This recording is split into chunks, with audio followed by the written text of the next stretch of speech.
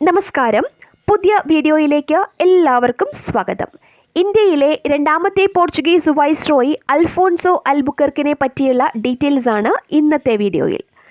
കിഴക്കൻ പ്രദേശങ്ങളിലെ പോർച്ചുഗീസ് താൽപ്പര്യങ്ങൾ സംരക്ഷിക്കുന്നതിനും ഇന്ത്യൻ മഹാസമുദ്രം വഴി നടക്കുന്ന സുഗന്ധ വ്യഞ്ജന വ്യാപാരത്തിൽ ആധിപത്യം സ്ഥാപിക്കുന്നതിനും 1505 പോർച്ചുഗൽ രാജാവ് മാനുവൽ ഒന്നാമൻ ഇന്ത്യയിൽ ഒരു വൈസ്രോയിയെ നിയമിച്ചു.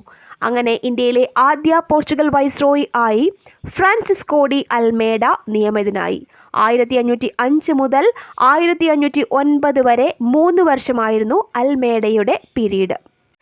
അൽമേഡയ്ക്ക് ശേഷം 1509 ഇന്ത്യയിലെ രണ്ടാമത്തെ പോർച്ചുഗീസ് വൈസ്രോയി ആയി അൽഫോൺസോ അൽബുക്കർക്ക് നിയമിതനായി. 1509 മുതൽ 1515 വരെ 6 വർഷമായിരുന്നു അൽബുക്കർക്കിൻ്റെ ഭരണ കാലഘട്ടം. ഇന്ത്യയിലെ പോർച്ചുഗീസ് സാമ്രാജ്യത്വ സ്ഥാപകൻ എന്നറിയപ്പെടുന്നതും അൽബുക്കർക്കിനെയാണ്. അതിൻ്റെ കാരണം എന്തായിരുന്നു എന്ന് നോക്കാം. ആദ്യത്തെ വൈസ്രോയി ഫ്രാൻസിസ്കോ ഡി അൽമേഡയുടെ ലക്ഷ്യമെന്തായിരുന്നു?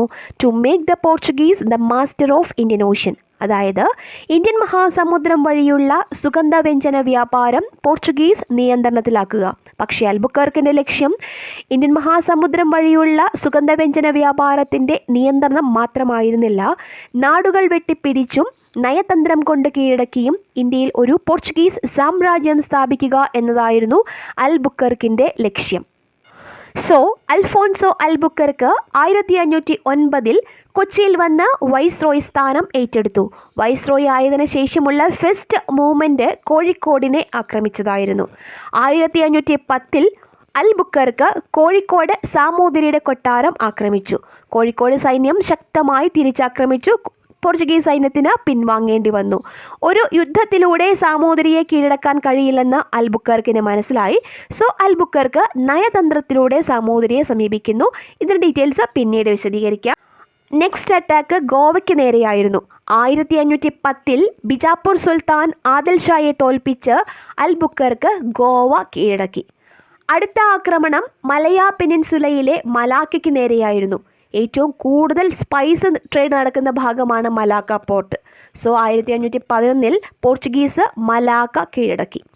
ഇനി ഇന്ത്യൻ മഹാസമുദ്രത്തിൻ്റെ പടിഞ്ഞാറ് ഭാഗത്തേക്ക് വന്നാൽ കിഴക്കൻ ആഫ്രിക്കൻ രാജ്യങ്ങളായ കിൽവയും സൊഫാലയും ഓൾറെഡി പോർച്ചുഗീസിൻ്റെ കൺട്രോളിലാണ്.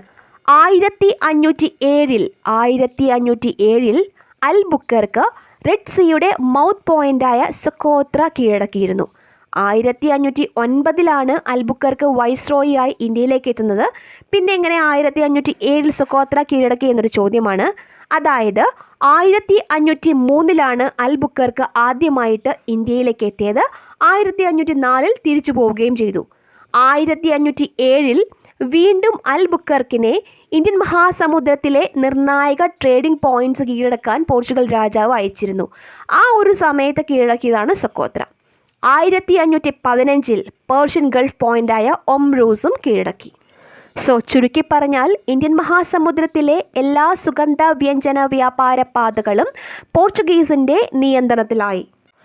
1509 അൽബുക്കർക്ക് വൈസ്രോയി സ്ഥാനം ഏറ്റെടുത്ത് 1511 വരെ നാടുകൾ ആക്രമിച്ച് കീഴടക്കുന്നതിലായിരുന്നു അൽബുക്കർക്ക് ശ്രദ്ധിച്ചിരുന്നത്.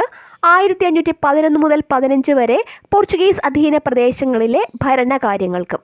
നമുക്ക് അഡ്മിനിസ്ട്രേഷൻ സൈഡ് എന്തൊക്കെയായിരുന്നു എന്ന് നോക്കാം. 1510 ബിജാപ്പൂർ സുൽത്താൻ ആദിൽ ഷായെ പരാജയപ്പെടുത്തി അൽബുക്കർക്ക് ഗോവ പിടിച്ചെടുത്തു. എന്നിട്ട് ഗോവയെ പോർച്ചുഗീസ് ഇന്ത്യയുടെ നാവിക ആസ്ഥാനമാക്കി. പാനാജിയിലും മർമഗോവയിലും ഓരോ തുറമുഖങ്ങൾ നിർമ്മിച്ചു. ഗോവയിൽ സതി നിരോധിച്ചു. ഇന്ത്യയിലെ പോർച്ചുഗീസ് പ്രദേശങ്ങളിൽ അൽബുക്കർക്ക് നടപ്പിൽ വരുത്തിയ ഭരണ പരിഷ്കാരങ്ങൾ എന്തൊക്കെയായിരുന്നു? ഇന്ത്യക്കാരെ സ്വന്തം സൈന്യത്തിൽ ചേർത്ത് യൂറോപ്യൻ മാതൃകയിൽ പരിശീലനം നൽകി. വിദ്യാലയങ്ങൾ സ്ഥാപിക്കുകയും പുതിയ നാണയങ്ങൾ നടപ്പിലാക്കുകയും സതി നിരോധിക്കുകയും ചെയ്തു. നീതിപരിപാലനം കർശനമാക്കുകയും ചെയ്തു. എടുത്തു പറയേണ്ടുന്ന ഒന്നാണ് സങ്കരവാസ സങ്കേതങ്ങൾ. അതായത് ഭാരതീയ സ്ത്രീകളെ വിവാഹം കഴിക്കാൻ പോർച്ചുഗീസ് ഉദ്യോഗസ്ഥരെ അൽബുക്കർക്ക് പ്രേരിപ്പിച്ചു. എല്ലാ അവകാശങ്ങളും നൽകി അവരെ കോട്ടയ്ക്കകത്ത് താമസിപ്പിക്കുകയും ചെയ്തു. പക്ഷേ ഈ നയം പോർച്ചുഗീസുകാരുടെ പതനത്തിന് കാരണമായി.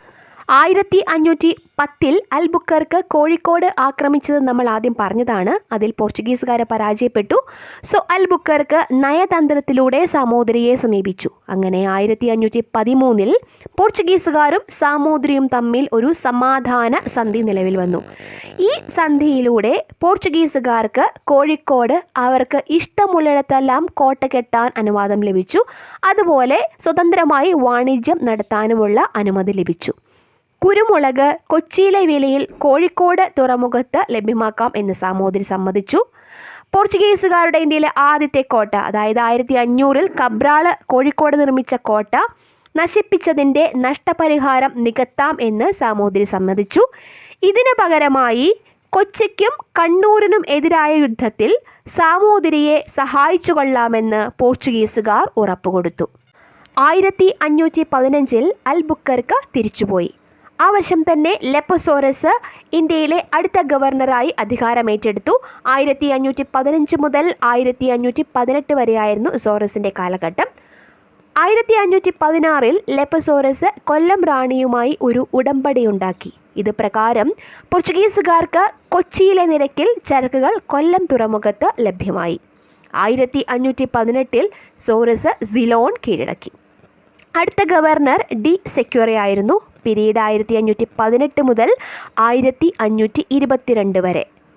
നെക്സ്റ്റ് ഗവർണർ ഡ്വാട്ടെ ഡി മെനസസ്. 1522 മുതൽ 24 വരെ 2 വർഷം മാത്രമേ അദ്ദേഹം ഗവർണർ ആയിരുന്നുള്ളൂ. ദെൻ 1524 വാസ്കോ ഡ ഗാമ ഇന്ത്യയിലെ പോർച്ചുഗീസ് ഭരണാധികാരിയായി വന്നു. ഇനിയുള്ള ഭാഗം അടുത്ത വീഡിയോയിൽ എടുക്കാം. വീഡിയോ കണ്ട എല്ലാവരും ചാനൽ ഒന്ന് സബ്സ്ക്രൈബ് ചെയ്യണം. അതുകൂടാതെ വീഡിയോയ്ക്ക് ലൈക്കും തരണം. താങ്ക്